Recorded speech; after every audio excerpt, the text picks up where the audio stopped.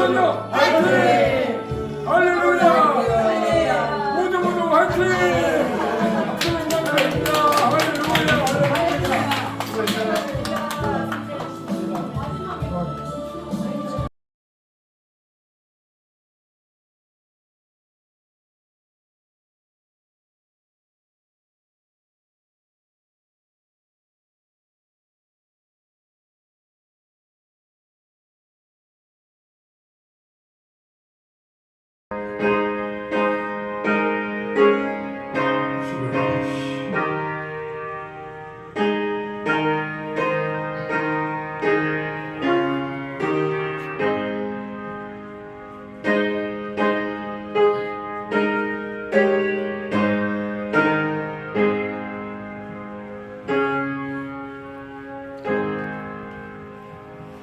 너희는 유혹의 육신을 따라 쏟아져가는 옛사람을 다 벗어버리고 신령이 새롭게 변화받아 하나님을 따라 의와 진리 거룩함으로 지으심을 받은 새 사람을 입으라.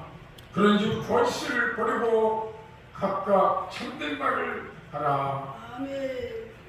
한 마음 한 뜻으로 오직 주님께 영광 돌리시기를 원하시는 우리 주 하나님 아버지, 주님의 놀라운 은혜와 사랑을 감사합니다.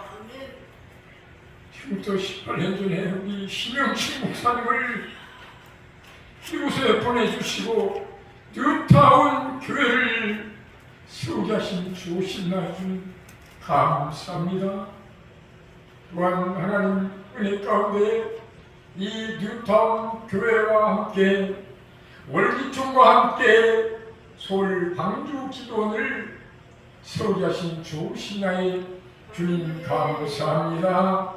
이 시간 하나님이여 월드기독교 총연합회 제10차 정기총회를 위한 제3차 준비 기도회로 하나님께서 예배드릴 수 있도록 인도하신 좋으신 나의 주님 감사합니다. 모든 순서와 절차를 우리 주 하나님께서 인도하여 주시옵소서. 특별히 말씀을 선포하실 월기총 대표 총재 김동진 목사님에게 성령의 권세와 능력을 더해 주심으로 말미암아 이 시간 꼭 합당한 말씀을 선포함으로 우리 아멘으로 화답하고 은혜 받으면서 우리 주 하나님께 영광 돌리게 하여 주시옵소서. 존귀하신 예수 그리스도 이름으로 감사하며 기도하옵나이다. 아멘. 아멘. 찬송가 아까 불렀던 찬송이죠? 네. 아까 찬양. Thank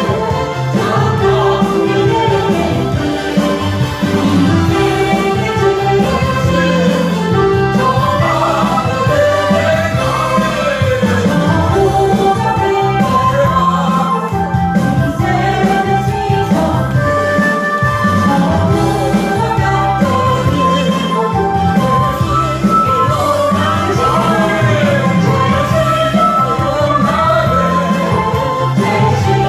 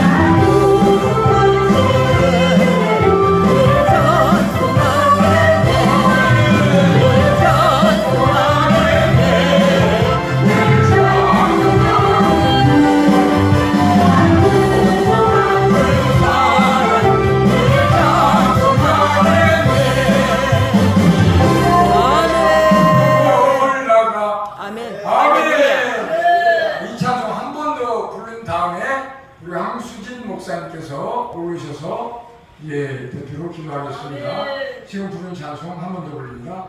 예.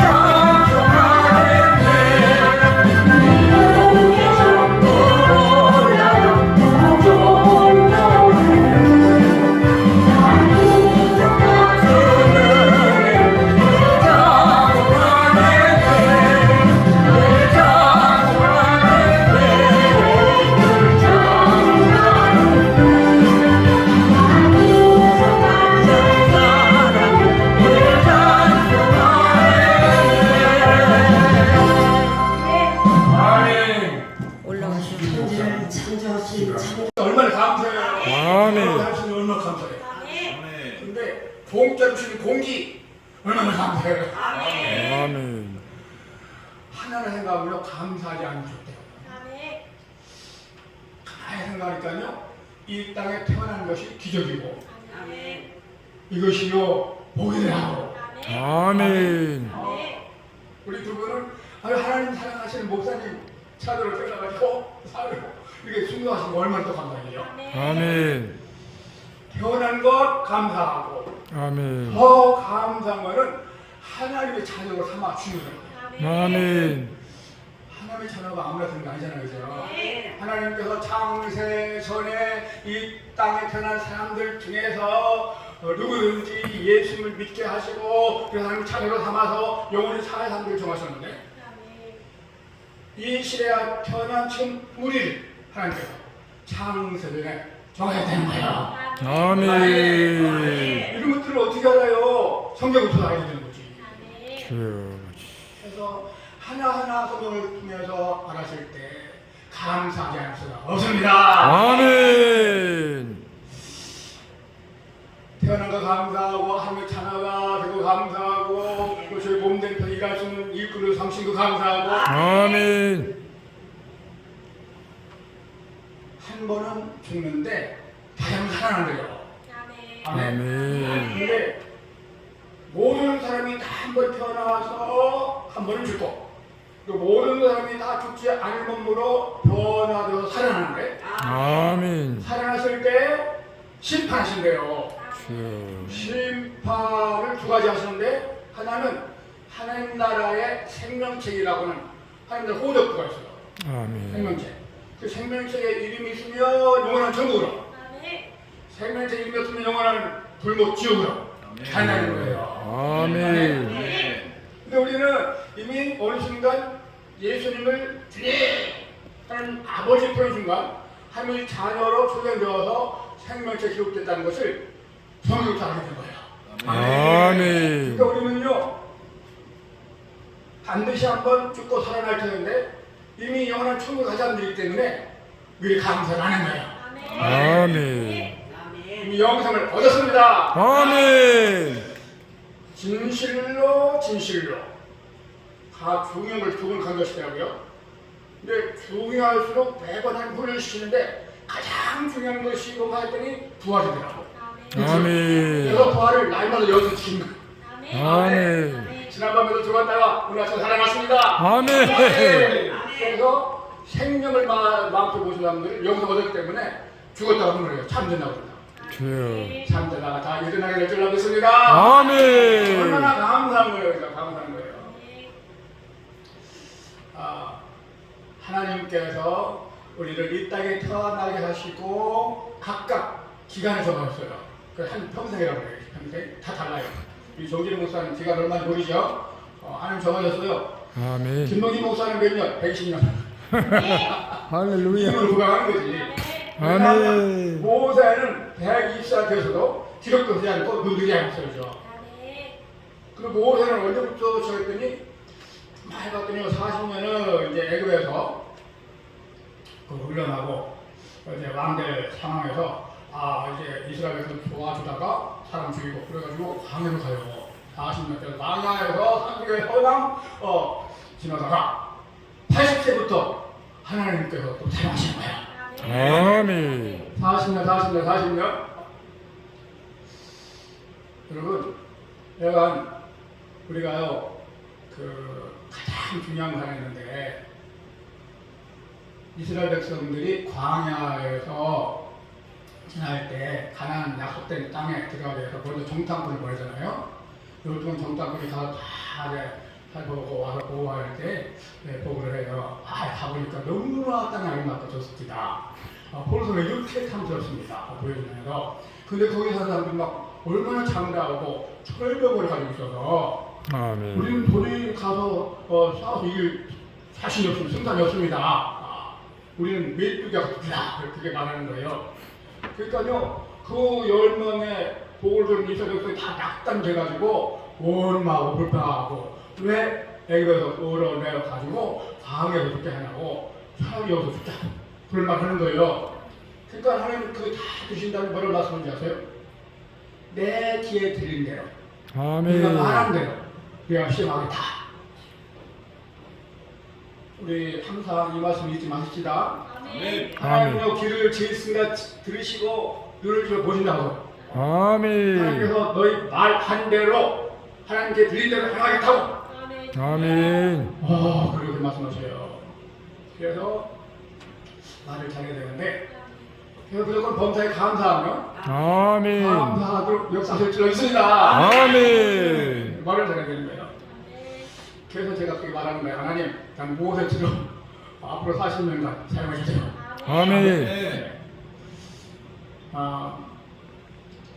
하나님께서 말씀하시는데 한평생 기간을 정하시고 기간을 어떻게 살 것인가를 각각 다 다르잖아요. 그래서 주어진 책이 있는데 하나님께서 원하시는 계획대로 살아가는 사람에게 하나님께서 상을 주신 거예요. 아멘. 아멘. 하나님 나라에는 호적고 생명책이 있지만 그 또 다른 책이 있어요. 책들이 있는데 책들. 그래서 책들에 기록된 대로 영원한 나라에서 상을 주는 거예요. 아멘. 아멘. 아멘. 성경이 말씀하신 거 우리가 알고 그 말씀 깨달은 사람들은 이제 삼박교에서 열심히 충성하고 최선을 다하는 거예요. 아멘. 그래서 신앙의 생활이 뭔가 하고 생각했더니 이렇더라고요. 날마다 의도적으로 계획해서 하나님 나라에는 내 생활 덕후에 아름다운 기록이 좀 더 사는 거다. 아멘. 그 신앙 생활이에요. 그래서 이것을 교회에 나온 그때부터 가르쳐야 될 사명이 교회에 있고 그걸 잘 가르치는 교회 성도들은 복을 받게 될 줄 믿습니다. 아멘. 책들에 기록된 대로 상을 주신다고 계속 말씀하셔요. 요한계시록 마지막 22장에도 내게 줄상에 내게 있어 내가 속히 오는데 내가 줄상에 내게 있어 일하는 대로 갚아준다. 아멘. 네. 그래서 금년 한 해도 이제 다 가지만 주신 일 생각하면서 감사하시고 또 새해를 기획하면서 하나님 기뻐하시는 일들을 할 수 있도록 계획을 세우시기를 바랍니다. 아멘. 계획을 잘 세워도 잘 안 되죠. 계획을 세워도 잘 안 되는데 계획을 안 세우면 되겠어요. 그런 면에서 바울은 그렇게 말하면 하나님의 선하시고 기뻐하시는 무엇인지 분별하도록 하라. 아멘. 분별하라. 이게 2023년도 마지막 달에 이렇게 예배를 드리면서 여기까지 생각하려고 하는데 계시록의 부분에 7개가 있어요. 7개. 성령이 교회들이 하신 말씀을 드릴지어다. 아멘. 각 교회마다 칭찬도 하시고 책망도 하시는데 칭찬만 듣는 교회가 있어요. 그 교회가 빌라델비아입니다. 빌라델비아. 아멘. 계시록 3장 7절. 빌라델비아 교회의 사자에게 편지하라. 거룩하고 잠잠하사 자에서 열쇠를 가지시니 곧 열면 닫을 사람이 없고 닫으면 열 사람이 없는 그가 이르시되 볼지어다 내가 내 앞에 열린 문을 두었으되 능히 닫을 사람이 없으리라. 내가 내 행위를 아노니 내가 작은 능력을 가지고도 여기 줄쳐야 돼요. 아멘. 내가 작은 능력을 가지고도 내 말을 지키며 내 이름을 배반하지 아니하였도다. 오라 사탄의 회당 곧 자칭 유대인이라 하나 그렇지 아니하고 거짓말하는 자들 중에서 며칠 내게 주어 그들로 와서 내 발 앞에 절하게 하고 내가 너를 사랑한 줄을 알게 하리라. 내가 아멘. 나의 인내의 말씀을 지켰은지 여기도 줄치예요. 내가 나의 인내의 말씀을 지켰은지 내가 또한 너를 지켜 시험의 때를 면하게 하리니 아멘. 자, 온 세상에 임하여 땅에 가는 자들을 시험할 때라. 내가 아멘. 속히 오리니 네가 가진 것을 굳게 잡아 아무도 내 멸관을 빼앗지 못하게 하라. 아멘. 이 자는 내 하나님 성전의 기둥이 되게 하리니 그가 결코 다시 나가지 아니하리라. 내가 하나님의 이름과 하나님의 성 곧 하늘에서 내 하나님께로부터 내려오는 새 예루살렘의 이름과 나의 이름을 그의 위에 기록하리라. 귀 있는 자는 성령이 교회들이 하시는 말씀을 들으리라. 아멘. 네가 내 말을 지켰으므로 나도 너를 지켜서 주여. 하늘에 내리면하게 하시다. 아멘. 아멘. 아멘. 여러분 예수님께서 반드시 오셔요. 그렇죠? 아멘. 반드시 오실 때 이 땅의 일들을 미리 말씀하셨잖아요. 환난과 핍박이 있어요. 이거는 어쩔 수 없습니다. 이렇게 잘 사는 것 같고 점점 평화로운 것 같은데 예수님께서 오실 때가 되면 될수록 사람들은 악해져요. 주여. 그렇죠? 사람들은 악해져요. 그리고 이단을 성하고 악한 사탄 더 역사에서 할 수만 있으면 택한 자를 넘어뜨리기 위해서 오늘 사람처럼 덤벼들게 될 것입니다. 그런 면에서 예수님께 미리 말씀하셔요. 내가 미리 말하노라. 내가 올 때 믿음 있는 자를 볼 것인가. 아멘. 아멘. 환난과 핍박이 없다고 말하는 사람도 있지만 아닙니다. 성경은 분명히 말씀하시기를 예수님께서 오실 때가 되면 될수록 환난과 핍박은 더 심해집니다. 주여. 그래서 이제는요 죽을 각오해야 되는 거예요. 아멘. 다니엘처럼 다니엘의 친구처럼 에스더처럼 죽음을 돌리라. 그런 아멘. 마음을 가지고 믿음을 지켜야 될 줄로 믿습니다. 아멘. 죽음은 돌리라 하는 믿음이 없으면 마지막 시대를 이길 수 없어요. 아멘. 아멘. 그래서 작은 믿음을 가지고도 내 말을 지켰으므로 나도 너를 지켜서 환난의 때를 면하리라. 아멘. 우리의 기도를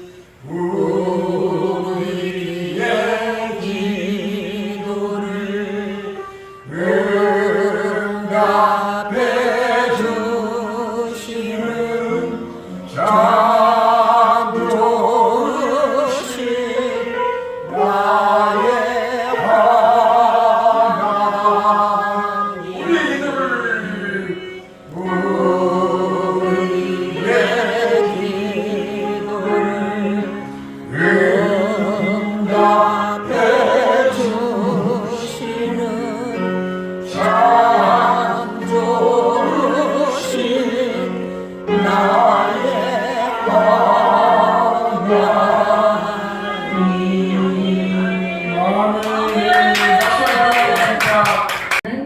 아멘 아멘. 이스라엘들은 우리는 여호와신 여호와신이 너는 마음을 다하고 뜻을 다하고 힘을 다하여 내 하나님을 사랑하라. 아멘. 내 전에 붙여서 한잔 치고 앉았을 때인지 일어날 때인지 누웠을 때인지 들어갈 때 이 말씀을 강론하고 이 말씀을 이마에 붙여 불을 담고 흠모에 붙여 뒤로 삼고 내 집 문소를 바깥문에 들어가지니라. 아멘. 아멘. 아멘 아멘. 하나님 너무 맛있어요. 근데 그 말씀을 예수님 실천했어요. 어떻게 알아요? 예수님께서 40일 금식하시고 성령을 충만하실 때 사단에 가서 시험한다고. 참 사단 대단하죠. 성령을 충만하신 예수님을 시험하니까 그때 예수님께서 세 번 다 암송된 말씀으로 물으셨습니다. 아멘. 아멘. 아멘. 하나님의 말씀을 암송한 그 말씀으로 사탄의 모든 유혹의 시험을 물으셨다고요. 아멘. 그래서 성령 암송의 원조가 됐습니다. 아멘. 그러니까 예수님을 닮으려고 하면 예수님 성경을 전체를 읽어야 되고 또 암송해줄 줄 믿습니다. 아멘. 예수님께서는요 틈만 나면 전도했어요. 그렇죠?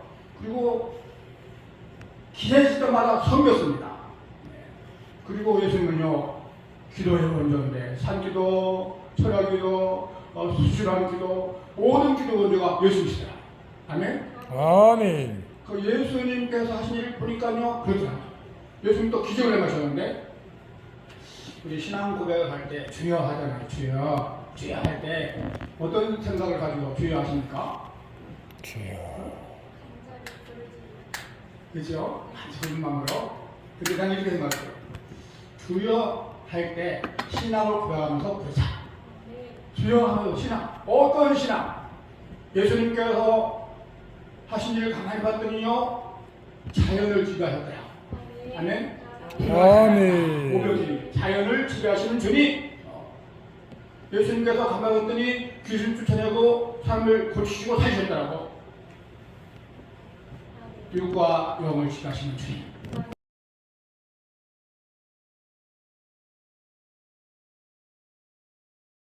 단체입니다.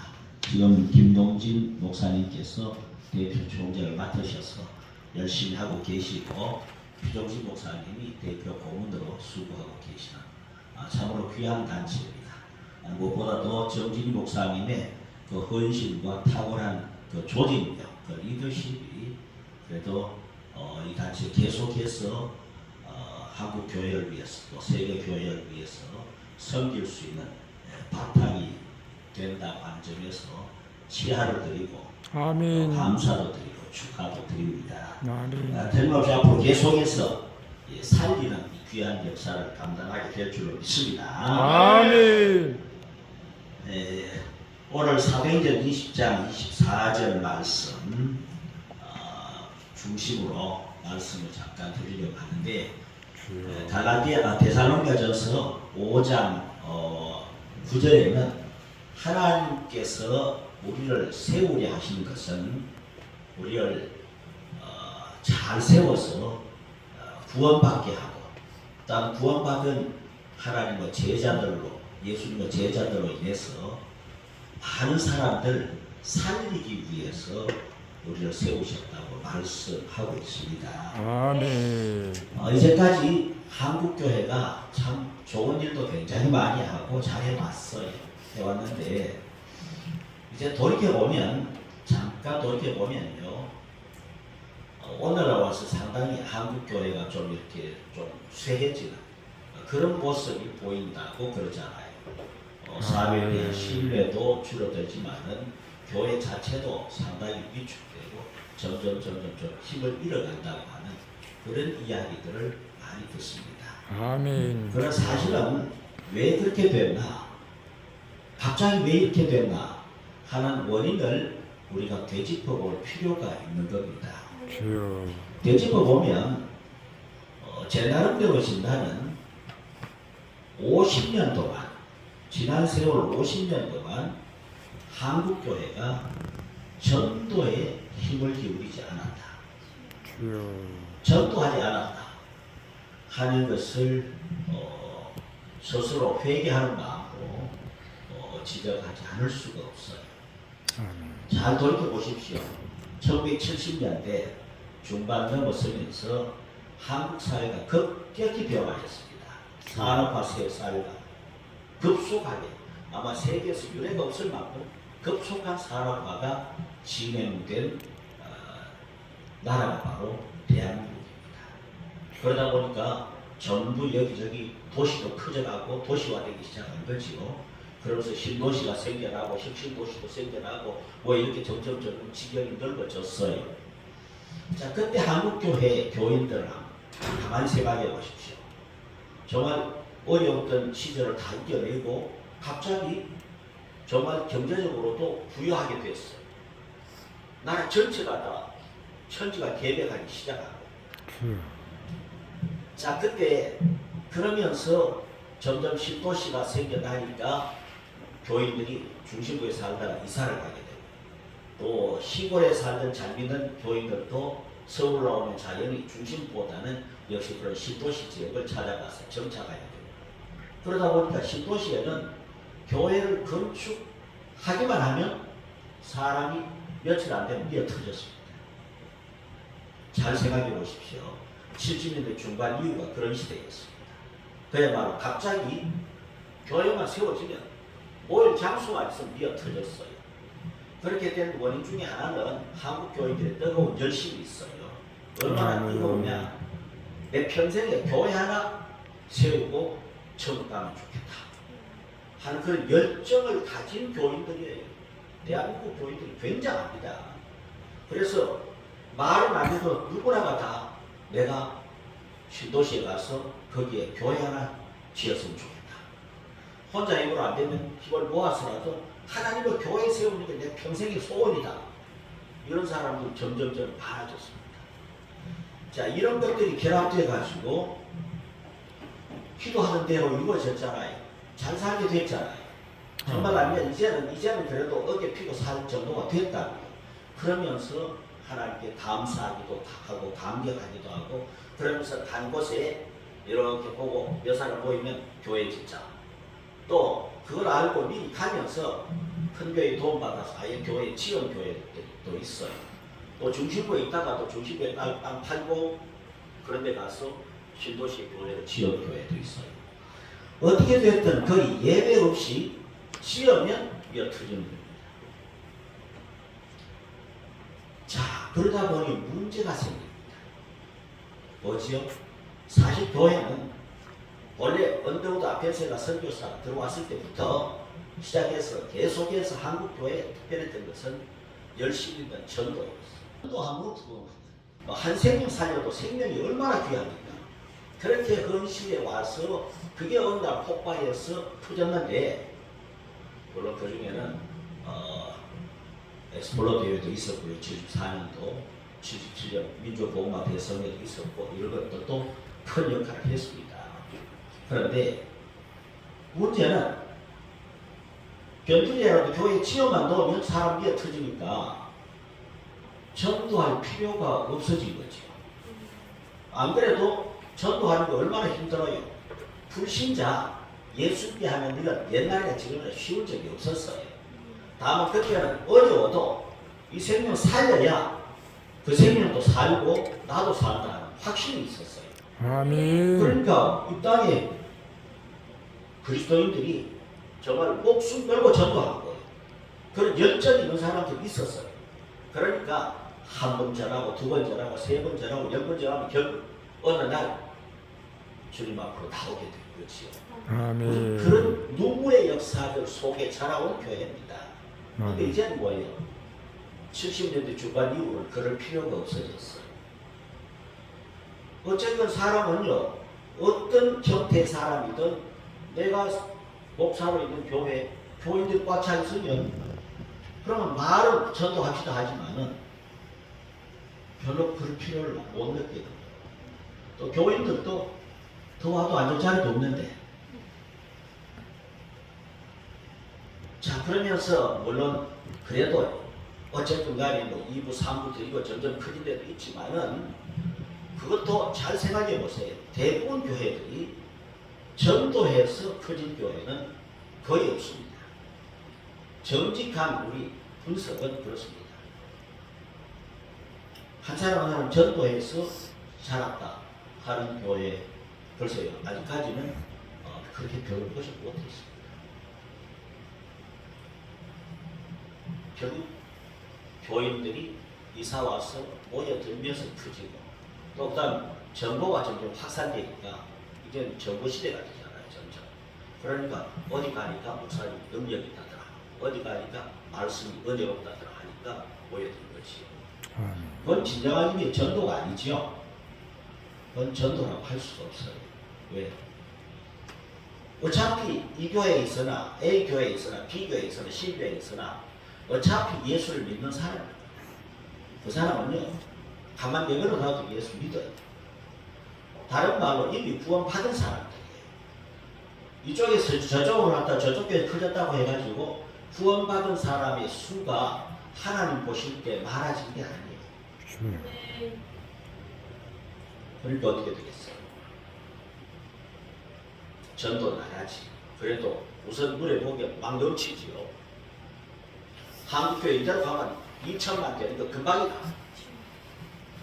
과연 그럴까요? 이미 벌써 80년대 초반에 학자들에 의해 가지고 한국교회 이대로 가면 안 된다 하는 이야기들이 나오기 시작했습니다. 그래서 나온 책도 있어요. 2030 시대가 되면 한국교회가 1000만이 아니고 400만으로 줄어들 수 있다. 사실 처음 그 얘기를 들으면서 부끄럽게도 제 자신도요. 아니 1000만이 어떻게 갑자기 400만으로 주나. 그건 약간 좀 과장됐다, 지나치다 라고 생각했어요. 조금 지나서 보니까 이게 금방 앞에 닥칩니다. 거기다 한국교회 어른들 모여드니까 좋지요. 그리고 우선 헌금도 하고 하니까 교회 재정에도 도움이 되고 좋지요. 그러면서 다음 세대 아이들에 대한 관심이 점점 줄어들어요. 교회마다. 꽤 큰 교회도 아이들, 중고등학생들 숫자는 얼마 안 됩니다. 다 어른들. 20년, 30년, 이거 그냥 숫자가 아닙니다. 20년 지났다, 30년 지났다. 한번 생각해 보세요. 40살짜리가 30년 지나면 거의 할아버지가 돼요. 그때는 한참이었죠.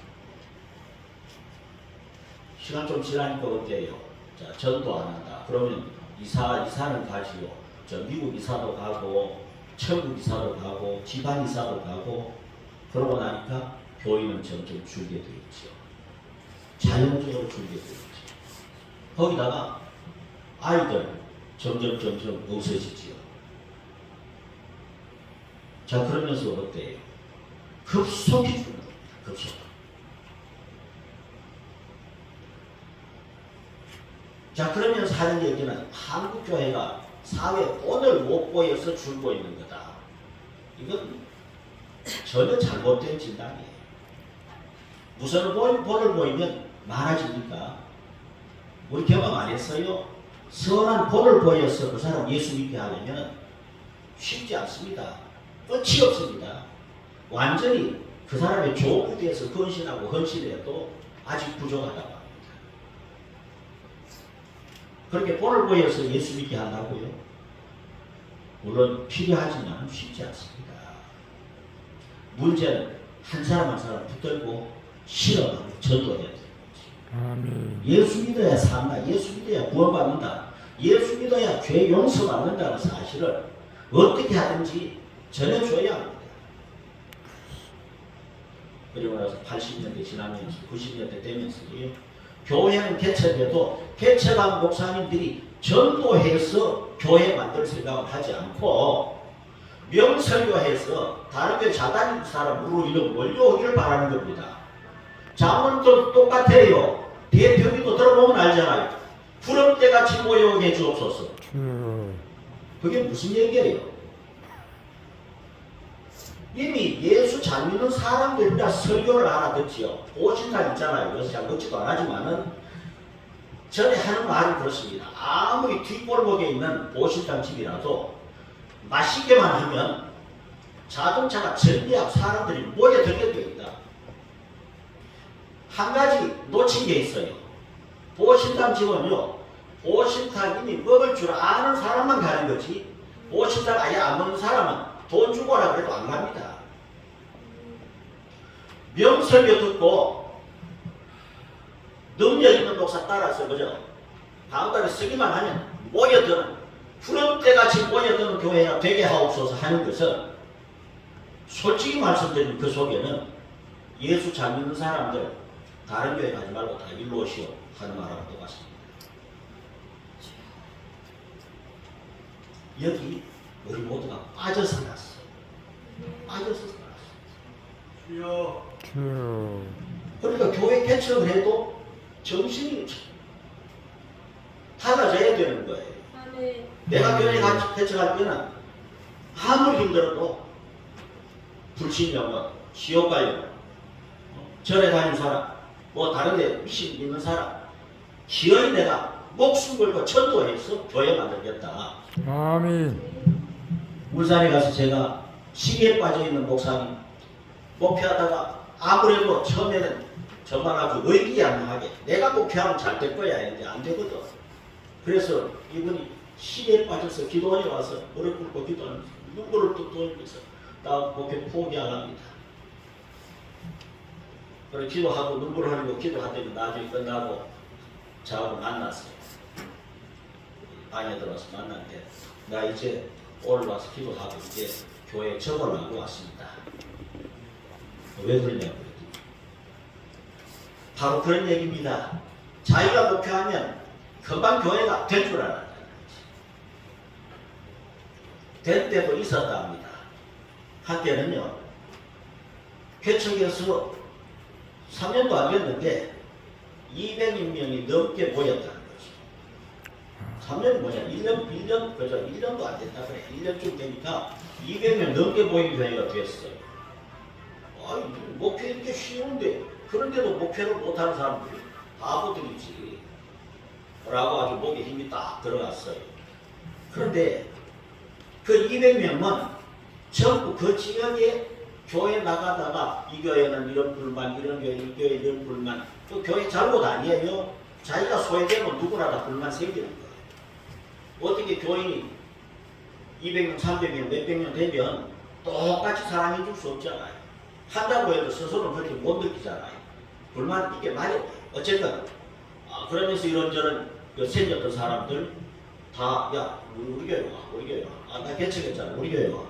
했더니 1년쯤 됐을 거야. 아마 3년이 아니고 1년쯤 지났을 텐데 한 100명, 200명 된 거예요. 근데 그렇게 온 사람 여기라고 불만 안 생기겠어요?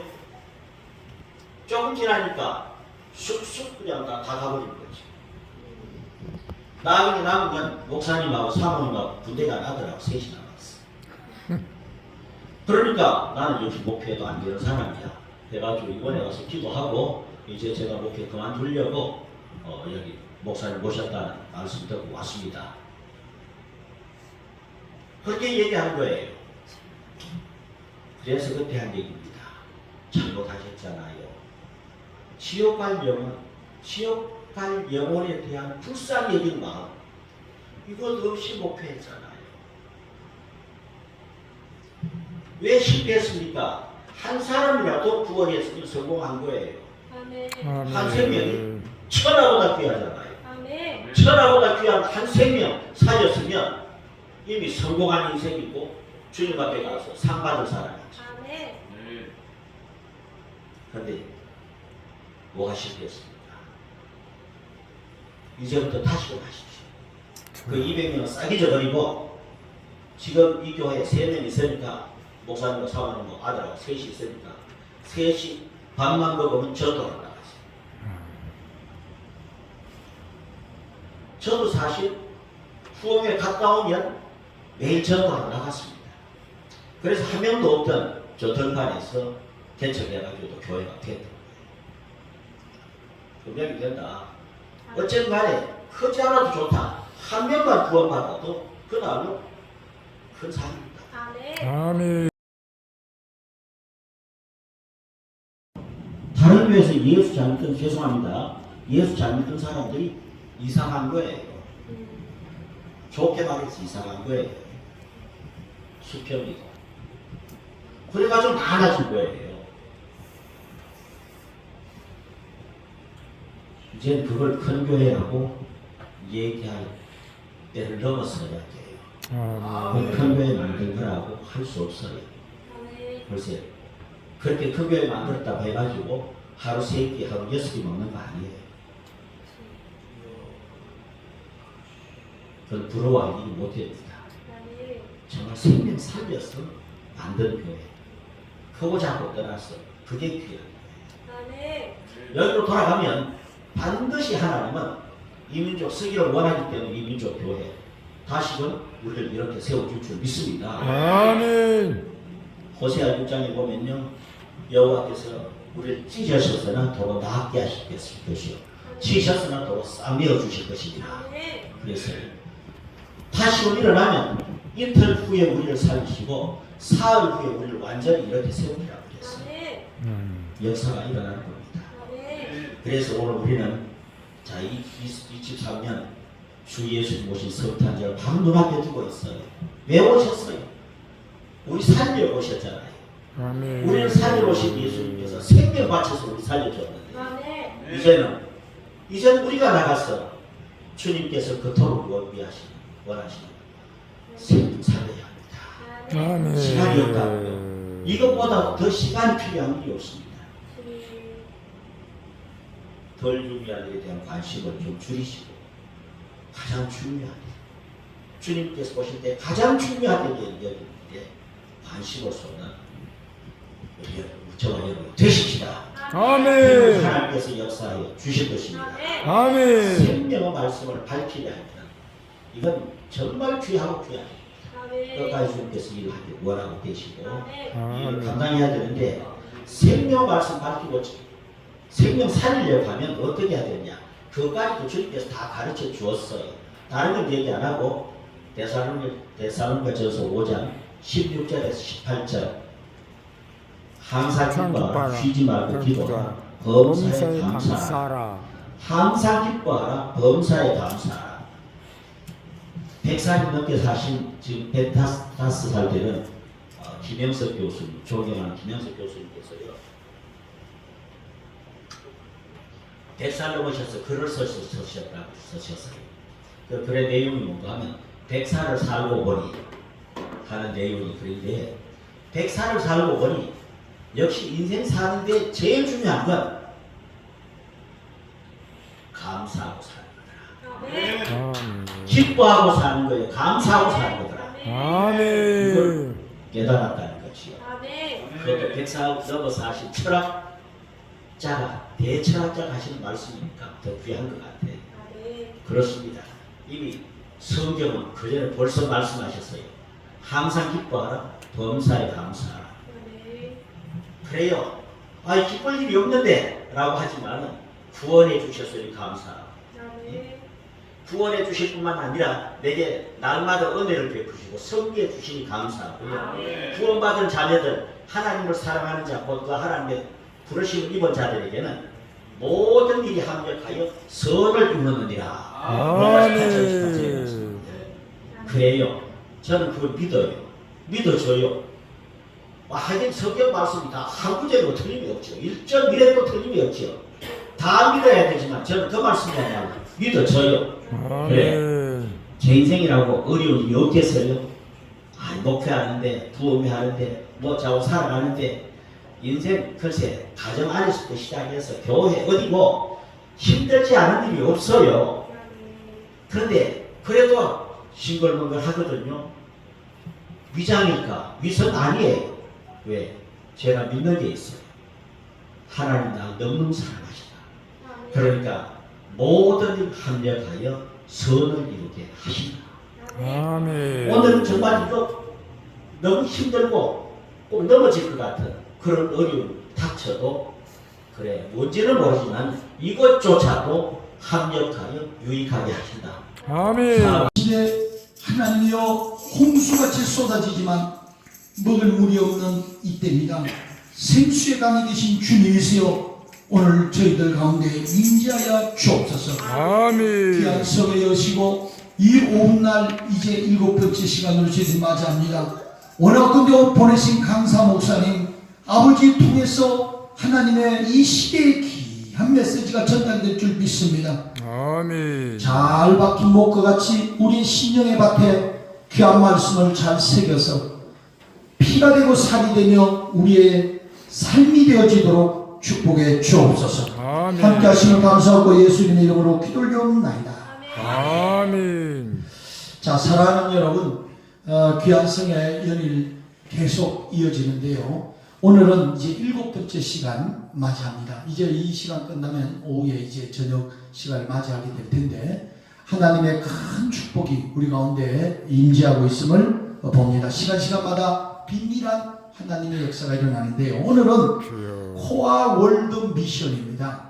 3927 바이블 연구원의 교수님으로 계시는 우리 조광은 목사님께서 특별히 이 하는 시간 오셨습니다.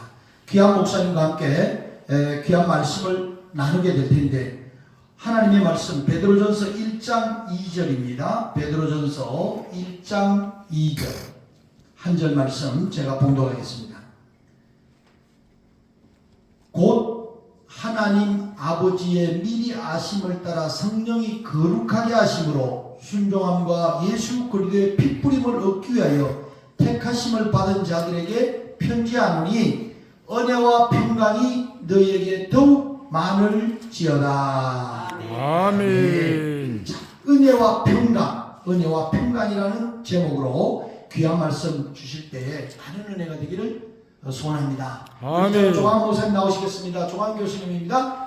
박수로 환영해 주십시오. 할렐루야. 할렐루야.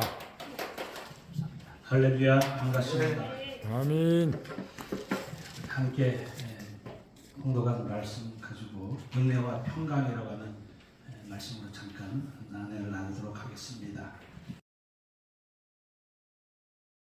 사람마다 다 노래하면 18번지가 있습니다.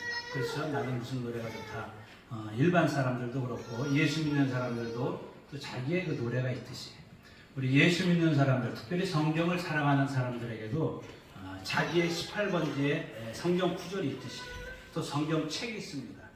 저는 특별히 오늘 이 베드로 전서와 후서가 저는 그 모든 성경이 다 좋고 은혜가 되지만 이 베드로 전서 후서를 읽으면서 베드로의 심정을 통해서 예수님을 만났던 그의 그 중심을 제가 전달받는 귀한 은혜를 많이 입었습니다. 그래서 한 해를 마감하면서 또 이 짧은 시간이지만 제가 받은 은혜대로 베드로 전서 1장 2절을 읽었지만 그 1장 2절을 중심으로 해서 시간이 되는 한도 내에서 베드로 전서 후서를 요점만 이렇게 은혜 나누도록 그렇게 하겠습니다. 아멘. 자, 베드로는 우리가 잘 알듯이 예수님의 제자입니다. 그는 어부죠. 또 특별히 어부이면서도 그는 굉장히 리더십이고 강력한 성격, 불같은 성격의 주인공이죠. 그가 예수님을 만나고 나서 그의 삶이 변화된 뒤로 그의 모든 행적도 마찬가지로 불같이 하나님께 쓰임을 받았습니다. 그리고 더 나아가서 그는 그가 만났던 그 예수님 또 그의 사역이 이 성경을 통해서 베드로 전서 후서를 통해서 그의 모든 신앙이 학적으로 말하면 그의 신학이 베드로 전후서에 다 기록되어 있습니다. 특별히 베드로 전후서에는 우리 조직신학적으로 말하면 실론서부터 종말론까지 아주 핵심적으로 간략간략하게 담겨져 있고 특별히 이제 마지막 시대를 살아가는 우리 모두에게는 이 베드로 전후서가 다시 한번 우리에게 새롭게 읽혀져야 되지 않을까라고 하는 생각을 갖게 됩니다. 특별히 오늘 2절에 우리 중요한 것은 뭐냐? 예수님께서 베드로를 부르시고 베드로의 3년 반의 공생에 예수님과 함께했던 공생애를 통해서 그리고 그의 예수님을 십자가에 못 박을 때 부인했던 그의 모습 또 그리고 그가 돌아서서 다시 한번 성령을 받고서 사도행전 2장 이후에 그의 삶을 통해서 그가 핵심적으로 가졌던 것은 바로 1장 2절의 그 한 단어입니다. 예수 그리스도의 피 뿌림을 얻기 위하여 택하심을 입었다. 이 아멘. 피라고 하는 것은 우리 기독교에서 없어서는 안 되는 중요한 단어입니다. 아멘. 아멘. 레위기 17장 11절에 보면 피에는 생명이 있다고 말했고 이어서 14절에는 피와 생명은 하나다라고 말했습니다. 아멘. 그래서 이 피 뿌림, 예수 그리스도의 피 뿌림, 좀 표현이 좀 약간 어떻게 보면 거칠죠. 뭐 피를 보혈을 바른다든가 이렇게 하면 좀 나은데 피 뿌린다라고 할 때는 굉장히 그의 어떤 그 자기의 베드로의 어떤 성품이 거기 담겨서 펼쳐지는 거죠. 그래서 예수 그리스도의 피 뿌림을 얻기 위해서 택하심을 받았다. 오늘 저와 여러분들은 예수님의 피 뿌림을 얻기 위해 택함을 받은 줄 믿으시기 바랍니다. 아멘. 그 예수의 피가 우리에게는 생명이 되어졌고 그 생명은 오늘도 우리를 통하여서 또 다른 이웃에게 흘러져 날아가는 그것이 바로 2장에 너희는 왕같은 제사장이라고 말씀하면서 예수 그리스도의 아름다운 덕을 선전케 하려 함이라 라고 말씀을 하고 있습니다. 아멘. 그래서 이 예수 그리스도의 피라고 하는 것은 오늘 저와 여러분들에게 없어서는 안 되는 것이고 신앙의 아주 중심이고 뭐 제목은 은혜와 평강으로 적었지만 은혜와 평강의 원천이 바로 예수의 피가 있습니다. 이 피라고 하는 것에는 정말로 죄가 함께 따라오는 거죠. 다시 말하면 죽음과 함께 역사하는 것이 피입니다. 다시 말하면 죄를 지으면 죽어야 되는 거예요. 죽어야 되는데 다시 살릴 수 있는 방법은 없습니다. 그래서 대신 대속의 은혜, 그래서 예수 그리스도께서 십자가에 살찌고 피 흘려 죽으신 그 대속의 은혜가 오늘 우리들에게 젖어졌을 때, 넘쳐졌을 때 우리에게는 생명이 되어지는 복음의 가장 중요한 부분이죠. 그래서 이 피라고 하는 것은 생명인데 이 생명은 요한복음 1장에 보면 태초에 말씀이 계시니라 이 말씀이 하나님과 함께 계셨으니 이 말씀은 곧 하나님이시다. 그 말씀의 4절에 보면 거기에는 생명이 있었고 거기에는 빛이 있었다. 그래서 그 말씀을 이어서 보면 하나님은 생명은 말씀이라고 하죠. 태초에 말씀이 계셨고 말씀이 생명이 되었고 또 생명은 빛이라 이렇게 말씀하고 있습니다. 빛.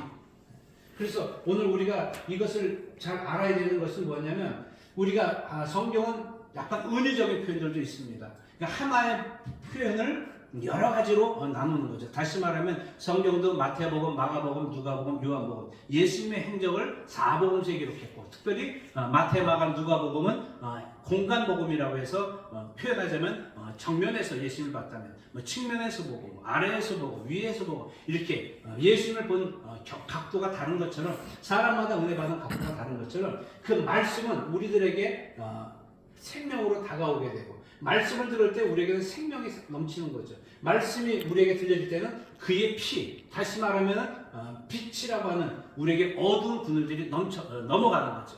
어두운 것들은 빛이 들어오면 싹 사라지는 것입니다. 그렇기 때문에 이 예수 그리스도의 피의 뿌림을 얻는다고 하는 것은 좀 더 표현하자면 우리가 생명을 얻고 우리가 말씀을 받고 이 어두운 세상의 빛 가운데서 행하는 그래서 사람들이 어디로 갈지 모를 때 그 가는 길을 인도해 주는 거죠. 그래서 주의 말씀은 내 발의 등이요 내 길의 빛이라고 말씀하셨습니다. 그래서 아멘. 우리가 말씀이 없는 정말로 이 인생은 너무도 공허하고 너무도 혼돈하고 땅이 복잡한 거죠. 이 세상이 왜 이렇게 됩니까? 살기는 점점 좋아지는데 말씀이 없어서 그런 거죠. 말씀이 없다는 것은 빛이 없기 때문에 우리가 다 소경이 소경을 인도하는 것처럼 다 어두운 가운데 행하는 거죠. 이 길이 옳은 것 같고 저 길이 옳은 것 같지만 그래서 베드로는 그 예수 그리스도의 피라고 하는 것을 강조하면서 이제 우리는 더 이상 생명 죽음이 아닌 사는 인생이 되었다라고 말씀합니다. 그래서 오늘 말씀을 들을 때 그 속에 심령에 하나님의 말씀이 들어갈 때 그 사람은 소망이 생기는 것이죠. 삶의 의미를 가지게 되는 거죠. 그리고 말씀이 들어갈 때 예수의 피를 먹었을 때 그에게는 빛이 보이는 거죠. 다시 말하면 내가 잘못 왔구나. 오늘 저도 여기 찾아올 때 내비게이션을 보고 왔습니다.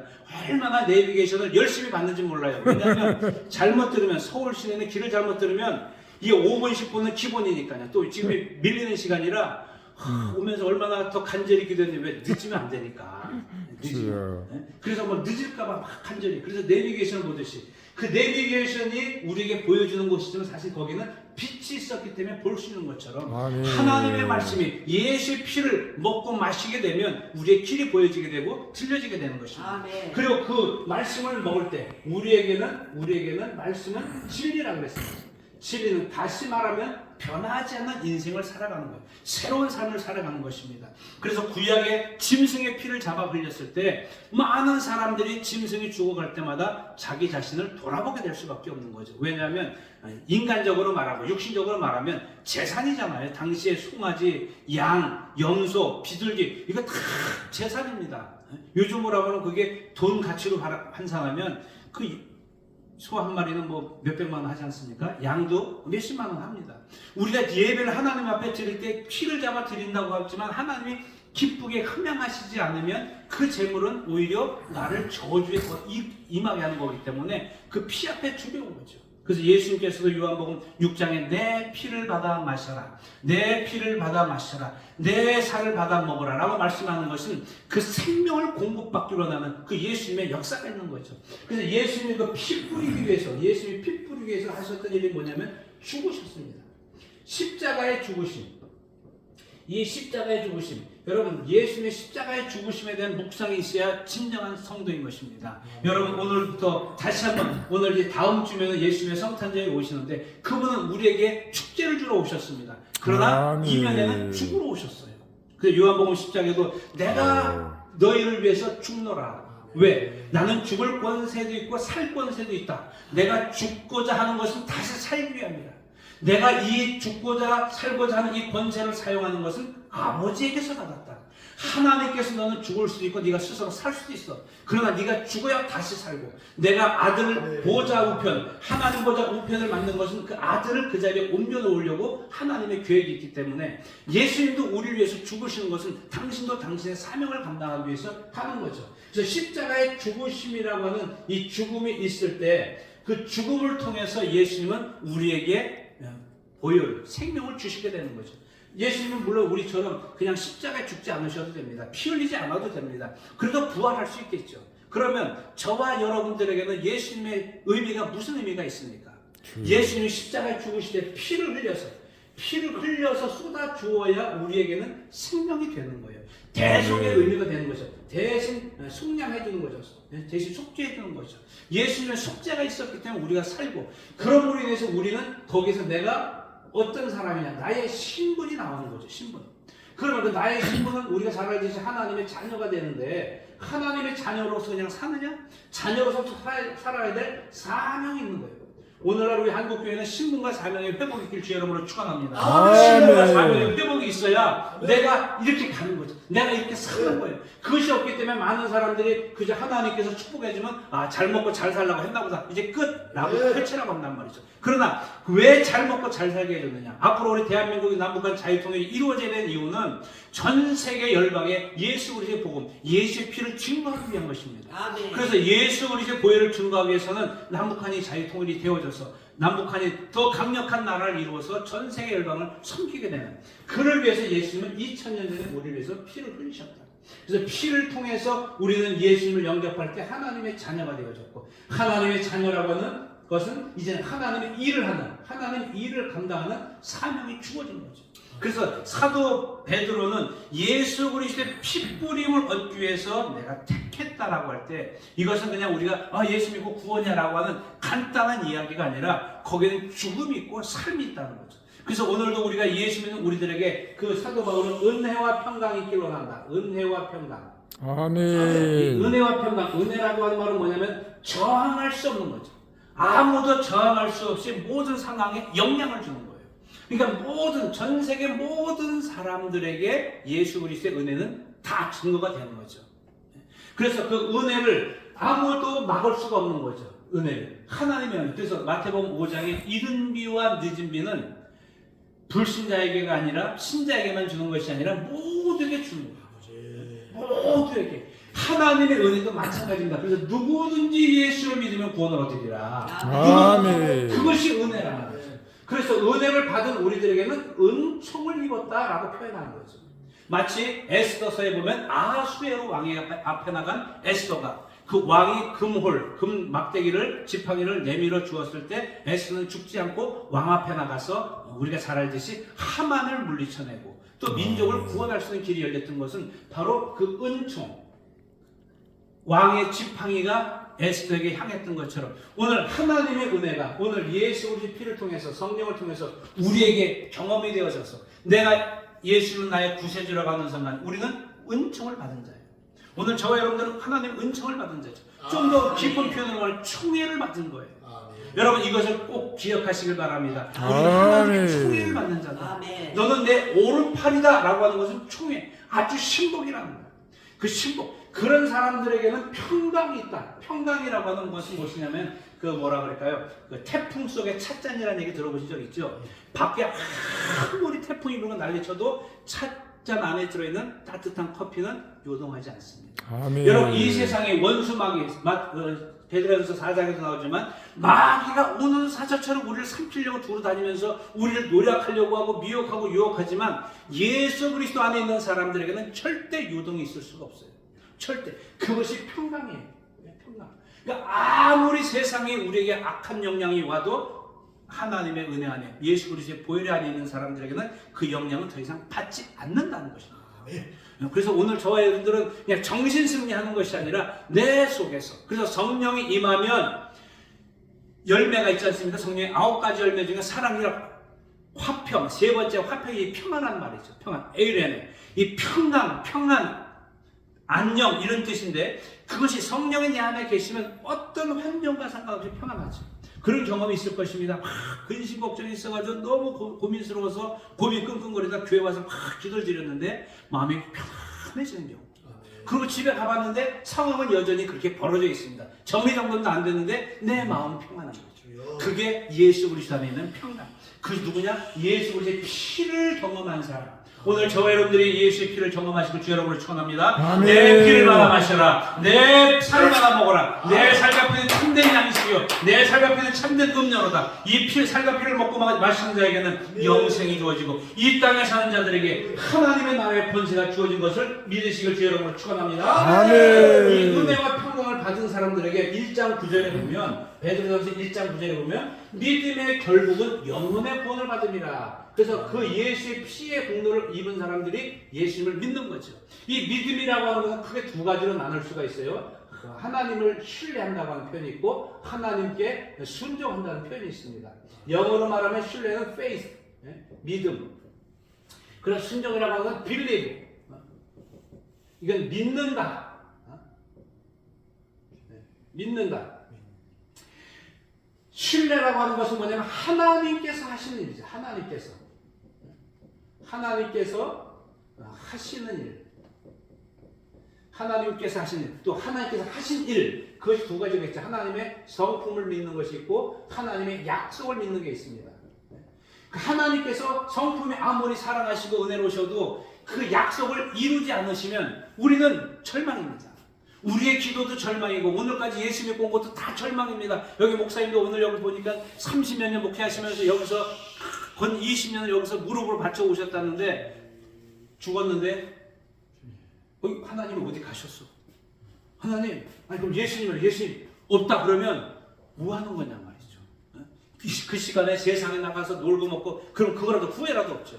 그러나 예수 그리스도는 부활하심으로 인해서 우리에게 그때가 진짜 우리의 인생을 살 수 있는 좋은 영원한 우리의 영혼의 때를 주시는 그 은혜, 그것에 대한 약속의 성취를 우리는 믿는다는 거죠. 그 순종이라는 것은 내가 해야 될 거예요. 내가 하려. 그래서 우리가 믿음이라고 한다면 믿습니다 하는 것이 아니라 하나님이 나에게 뭘 해주셨느냐 이거죠. 뭘 해주셨어요? 아들을 잡아서 우리에게 피 뿌려주셨단 말이죠. 예수의 생명을 주셨어요. 그 생명을 내가 받아들이고 순종하는 순간 우리는 영생을 얻게 되는 거랍니다. 아멘. 그것이 영혼의 구원을 받게 되는 거란 말이죠. 그래서 우리는 하나님을 알아야 되는 거죠. 하나님을 아는 만큼 나를 알게 된단 말이죠. 그래서 사도 베드로는 그 예수님을 3년 반 동안 쫓아다니면서 얼마나 놀라운 고백들 했습니까? 주는 그리스도시요 살아계신 하나님의 아들입니다. 그리고 제자들이 다 도망갈지라도 나는 다른 사람은 다 주를 부인할지라도 나는 주를 부인하지 않겠습니다. 얼마나 그 수제자라고 할 만큼. 또 하나는 나는 주님이 내가 너희를 위해서 여기서 떠나가야 너에게 유익이다라고 그럴 때 베드로가 뭐라 그랬습니까? 주여 나는 죽는 데까지 같이 가겠습니다. 내가 주를 위해서 죽겠습니다라고 그랬단 말이죠. 목숨까지 내놓고 그렇게 충성하는 사람이 어디 있습니까? 수제자가 될 만하지만 그러나 그가 예수님이 십자가 못 박혀 돌아가시는 그 순간을 볼 때 그는 자기 고향으로 돌아가 버렸어요. 자기의 고백이 자기의 의지가 아무런 쓸데가 없는 것을 발견했습니다. 그러나 그가 예수 그리스도의 부활을 경험하고 나서 예수님의 죽으심이 나를 위한 것이었구나. 내 의지로 되는 것이 아니라 하나님의 힘으로 되는 것이구나. 이것은 내 힘으로 능으로 되지 않고 오직 주의 성령으로 되는 것이구나 라고 그 성령을 경험하고 복음을 전했을 때 너희가 십자가에 못 박혀 죽인 그 예수를 하나님이 다시 살리셔서 그가 우리의 주와 구세주가 되게 하셨다. 그 피를 증거할 때 3,000명이 어찌할꼬 하고 회개가 돌아오지 않습니까? 그래서 그 믿음이라고 하는 것은 신뢰, 하나님께서 그 아들 예수님을 우리에게 살찌고 피 흘려 죽으시겠다는 그것에 대한 강한 신뢰가 있을 때 순종을 안 할 수가 없죠. 그러니까 사도 베드로가 결국은 마지막에 십자가에 거꾸로 매달려 죽는다 그러지 않습니까? 거꾸로 매달려 죽고 싶어서가 아니라 정말로 어쩔 수 없어가 아니라 주님께 그 충성하고 순종하다 보니까 죽음의 자리에라도 가는 거죠. 그래서 찬송가에도 주와 함께 아멘. 주의 성령의 사랑에 이끌려서 여러분 주의 사랑에 이끌려서 주의 여러분 축원합니다. 아멘.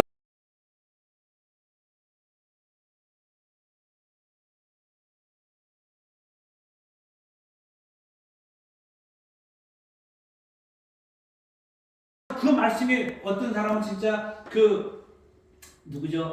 엘리야는 비가 오기를 7번 동안 머리가 가랑지 들어가도록 한 번 해도 비가 안 왔어. 2번 해도 안 왔어. 그러나 7번까지 계속 머리 숙이는 것을 응답 받을 때까지. 그러니까 비가 징조가 온다고 하니까 왕에게 사원을 보내서 왕이셔 빨리 가소서 비가 내릴 것입니다 라고 말한 것처럼 목적이 있으면 행동이 있어야 되는데 행동하지 않고 주님만 섬기는 이 광신자입니다. 오늘날 광신자들이 너무 많아요. 교회 가서 산다. 맞아요. 교회 가서 사는 거 중요합니다. 그러나 교회 가서 살 때 예배 드리잖아요. 주의정의 말씀을 선포하잖아요. 찬송을 드리잖아요. 기도 드리잖아요. 거기서 주님은 충분히 말씀하셔야 하나님은 어떤 분이라고 그걸 받아들인다면 이분은 광신자를 탈출하게 되는 것입니다. 또 두 번째 맹신자는 뭐냐면 목적은 없고 행동만 있는 거예요. 행동만. 우리 예전에 우리 이제 학생 때 사춘기 때문에 궁금한 게 많잖아요.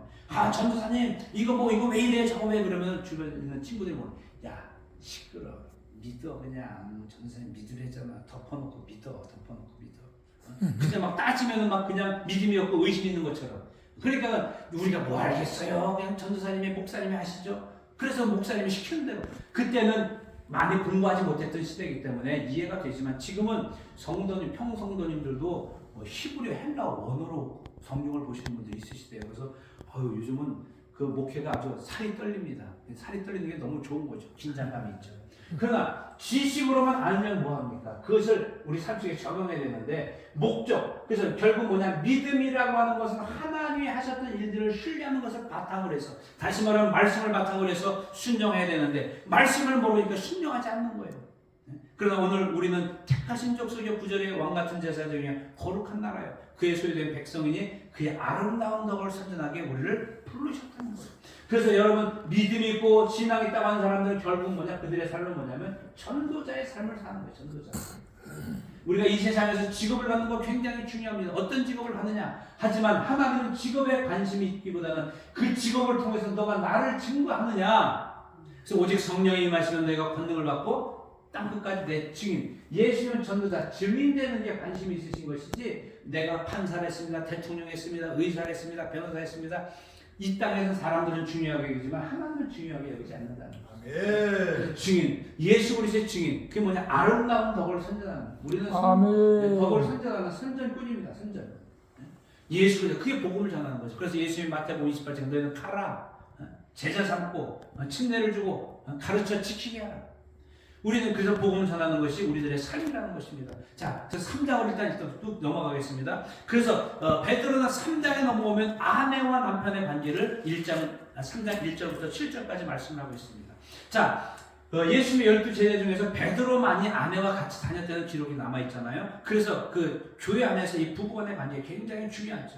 아내들아 이와 같이 자기 남편에게 순종하라. 그리고 아내 행실로 말미암아 구원을 받게 하려 함이라. 아내의 행실.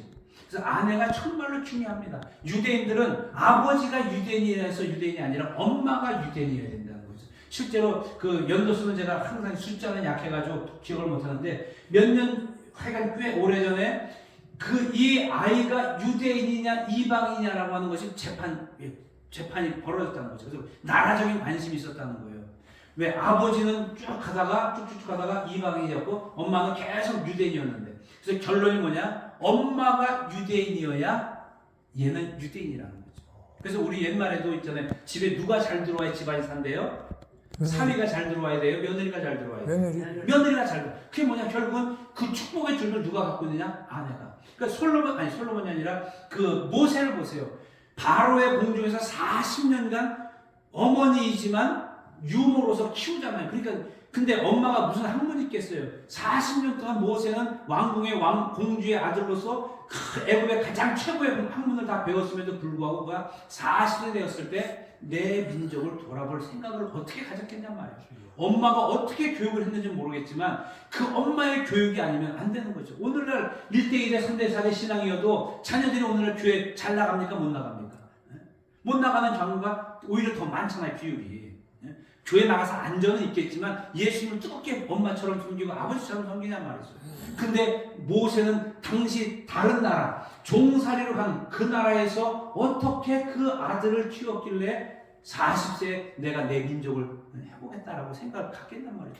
어머니의 교육이 그만큼 중요한 거죠. 그래서 마땅히 행할 것을 어렸을 때 가르쳐라. 그러면 늙어도 그것이 떠나지 않는다. 우리나라도 비슷한 말이 있죠. 3살짜 버릇이 여덟 난다. 그래서 우리는 엄마서부터, 그래서 믿음의 가정이 되는 것이 굉장히 중요한데, 그게 바로 뭐냐? 아내의 행실로 말미암아 구원을 받게 하려 합니다. 여러분, 이 남편들이 얼마나 대단하지만 아내가 더 중요한 이유가 뭐냐? 남편이 교회에서 충성하고 막 열심히 하다가 아내가 시험 들어서 교회 나가보세요. 남편은 6개월이나 1년이나 같이 끌려 나갑니다. 아내가 시험 들어서 나가면. 반대로 남편이 시험 들어서 교회 절대 안 간다 그래도 아내가 꿋꿋하게 그 교회를 버티면서 있어 보세요. 결국은 회개고 끌려 나옵니다. 그냥 나오면 좋은데 끌려 나와. 좀 더 심한 말로 하면 기어 나와.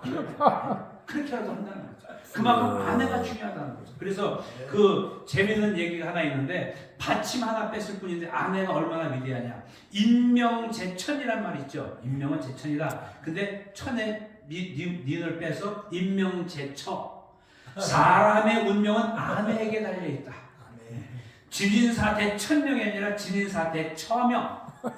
최선을 다한 후에 아내의 명령을 기다려라. 그러면 남편은 행복할 거죠. 지성이면 감천이다. 감천이 아니라 지성이면 감처. 정성을 다하면 아내도 감동한다. 천하태평이 아니라 처하태평. 아내 밑에 있을 때 모든 것이 편하다. 사필귀천이 아니라 사필귀처. 중요한 결정은 결국 아내의 뜻에 따르게 돼 있다. 아멘. 저는 보면 어느 날 보니까 희한하네. 아내 그 가방 붙들고 여자 화장실 앞에 이렇게 서 있더라고요. 저 그걸 별로 좋아하지 않는 사람인데 어느 날 제가 그러고서 나도 그러고서 전에는 야 아무리 그래도 그렇지 어떻게 부인 가방을 들고 제가 그렇다고 권위적인 그건 아니지만 그 가방 들고 어떻게 화장실 앞에 서 있냐 다른 데 서 있는 건 그래도 화장실 앞에 서 있냐 하는데 제가 어느 날 보니까 가방을 들고서 화장실에 서 있는 게 아니라 화장실을 졸졸졸 따라가고 있어. 그러니까 더 이상 갈 수가 없죠. 왜? 여자 화장실에 들어갈 수 없으니까. 그러니까 화장실에 서 있는 거야. 뭘 또 처하태평. 아내 밑에 있을 때가 편안하다 이거죠.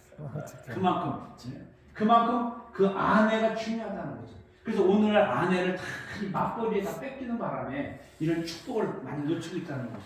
그래서 이 아내들아 이 말씀을 하는 것은 정말로 함께 축복을 누리는, 쭉쭉 여러 가지 말씀이 있지만 그 4절에 보면 오직 마음에 숨은 사람을 온유하고 안정한 심령에 썩지 않을 것을 알아. 마음에 숨은 사람을 온유하고 아내의 인품이 정말로 귀해야 되는 거죠. 그래서 잠언 18장 22절에 보면 아내를 얻은 자는 복을 얻고 여호와께 은총을 받은 자다. 결혼하신 분 축하드립니다. 하나님의 은총을 받았기 때문에 아내를 얻은 거예요. 아내가 뭐 양인지 여신지 불독인지 모르겠지만 다 하나님께 받았어. 하나님이 그러시다 그러잖아요. 우리 아내는 왜 이렇게 성질이 이렇고 막 그랬습니까? 그랬더니 나는 양으로 보내줬는데 왜 네가 사자를 키웠느냐라고 주님 말씀하셨어요. 그 얘기가 있듯이 여러분 정말로 아내 역할이 굉장히 중요하죠. 그리고 나이 들어서는 진짜 남편들은 아내 그 밑에 있어야지. 그 90대신 할아버지가 그냥 깜짝 놀랐다고 그러잖아요. 여보! 어디 눈을 뜨고 있어? 아침에 일어났는데 눈을 못 떠요. 눈을. 왜? 눈 뜨라고 허락이 없었기 때문에. 그런 얘기 있지 않습니까? 어떤 남편이 교통사고 나서 죽었어요. 죽었다고 집에 연락이 왔어요. 그랬더니 평상시에 남편 알기 우습게 알던 아내인데 놀래고 막 뛰어와서 남편 붙들고 막 우니까 영안실로 막 들어가려고 하는데 여보 나 안 죽었어 그랬더니 아내가 그 천을 덮으면서 여보 당신이 뭘 알아? 의사가 죽었다면 죽는 거야. 당신 죽은 거야. 그리고 계속 울었다는 것처럼 그 아내가 그만큼 중요하죠. 이제 7절 남편들아 이와 같이 지식을 따라 너희 아내와 통보하고 더 연약한 그릇이고 아내는 연약한 그릇이라는 거예요. 그래서 연약해서 우리가 함부로 하는 것이 아니라 더 귀히 여겨라. 그 중요한 말씀이 있죠. 생명의 은혜를 함께 이어받을 자로 알아 귀히 여겨라. 생명의 은혜를 함께 이어받을 자. 그리고 너희 기도가 막히지 아니하게 하라. 이 기도는 이게 숨 막히는 이게 이 기도가 아니라 우리의 기도. 여러분 마태복음 18장 19절에 보면 두 사람이 땅에서 합심하여 기도하면 하늘에서 그들을 위해서 이루어 주신다고 그랬습니다.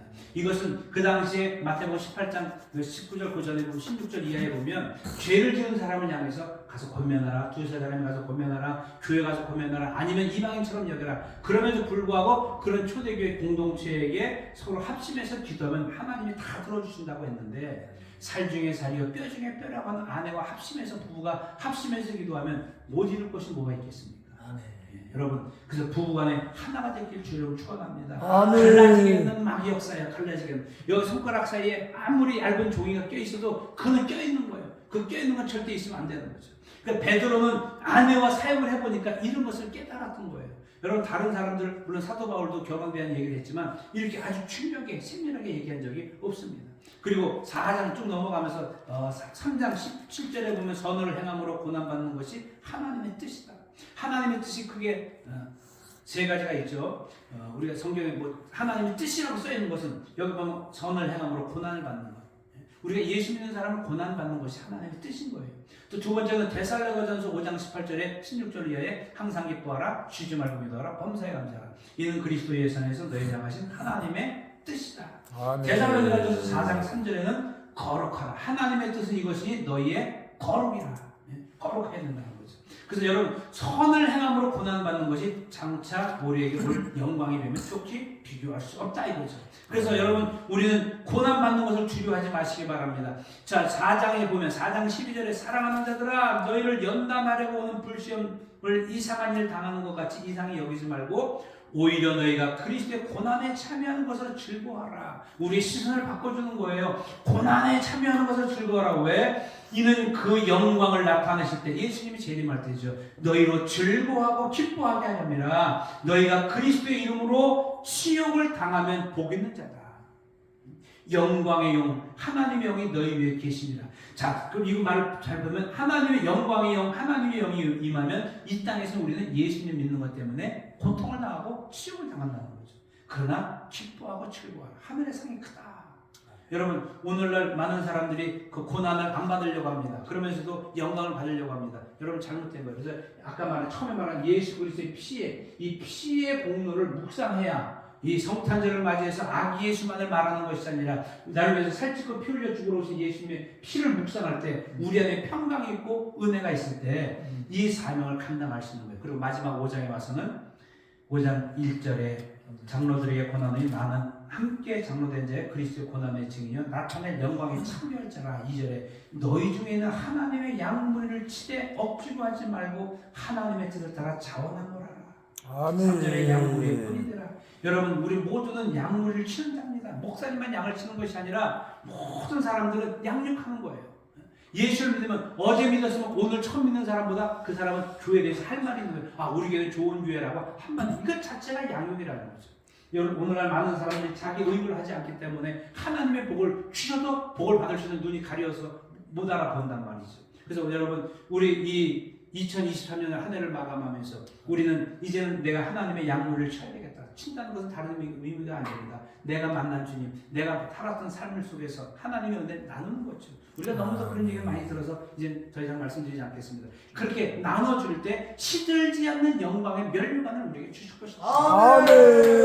예수 그리스도의 은혜와 평강이 넘치게 되면 시들질 않아요. 항상 정말로 젊은이처럼 정말로 시냇가에 심은 나무가 씨를 쫓아 과실을 맺듯이 우리는 평생 마르지 않는 샘물 속에서 예수라고 하는 샘물 속에서 우리는 살아가게 될 것입니다. 오늘 이 자리에 참석한 또 이 말씀을 듣는 우리 모두에게는 예수 그리스도의 은혜와 평강과 예수 그리스도의 보혈의 능력을 통해서 마지막에 잘했다 칭찬받는 우리 모두가 될 수 있는 주의 이름으로 축원합니다. 아멘. 말씀을 지나가면서 기도드릴 때 하나님 나에게 예수의 보혈의 능력 정말로 십자가의 구원의 은혜 십자가의 구원의 확신을 덮고 내게 불붙이시 아버지 일으켜 주시옵소서. 성탄절을 맞아야 나에게 오신 그 예수님 나에게 은총을 베풀어 오신 그 예수님 그 예수님을 뜨겁게 환영하고 모셔드립니다.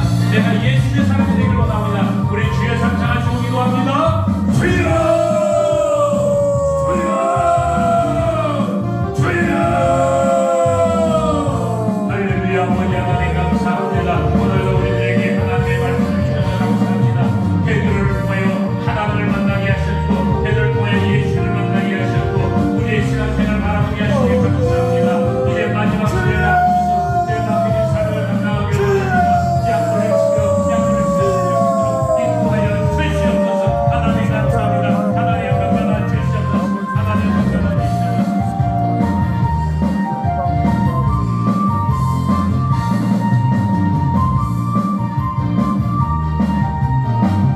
할렐루야. 오, 주여 감사. 오늘 아주 명강을 내주셔서 굉장히 은혜 받았습니다. 자, 오늘 이 시간까지 사진만 찍으세요. 그래요? 예, 사진만? 사진 찍고. 그래, 할렐루야. 아멘. 찍으세요. 찍었습니다. 네, 감사합니다. 나중에 사진 보내주시고.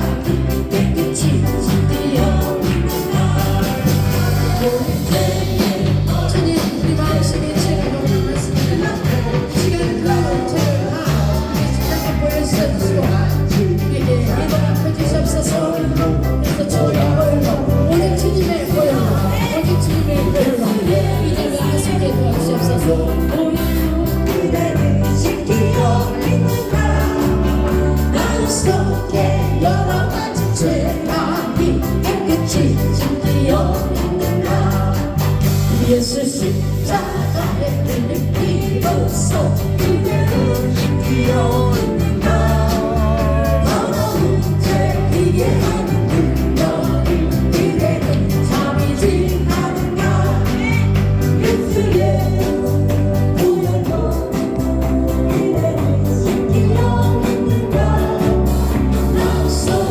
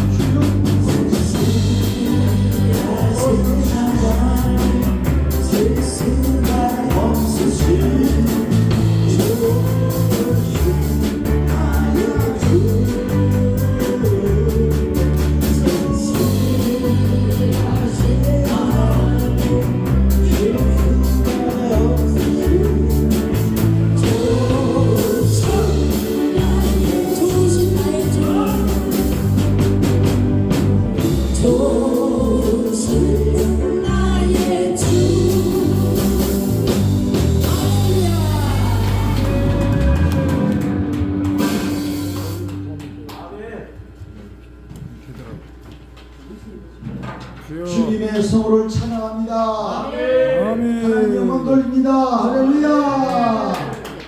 자, 귀한 성의 성령 치유 회복 봉성에 시작한 첫날부터 오늘 이제 마지막 날 넷째 날 저녁 밤입니다.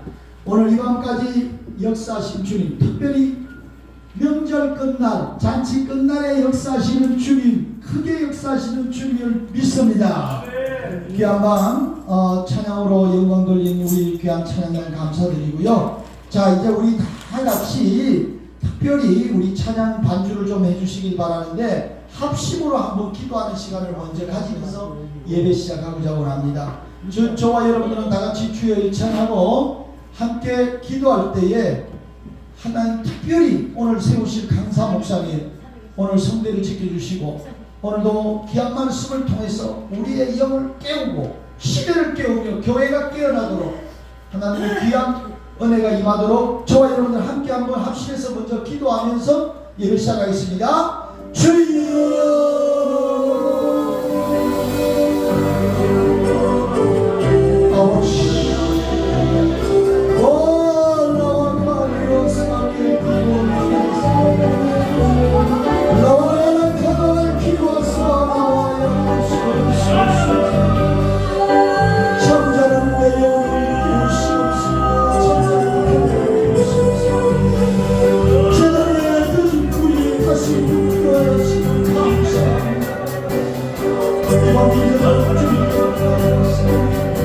오늘도 귀한 시간 주님 말씀하시고 주의 영광을 나는 자로 되고 주옵소서.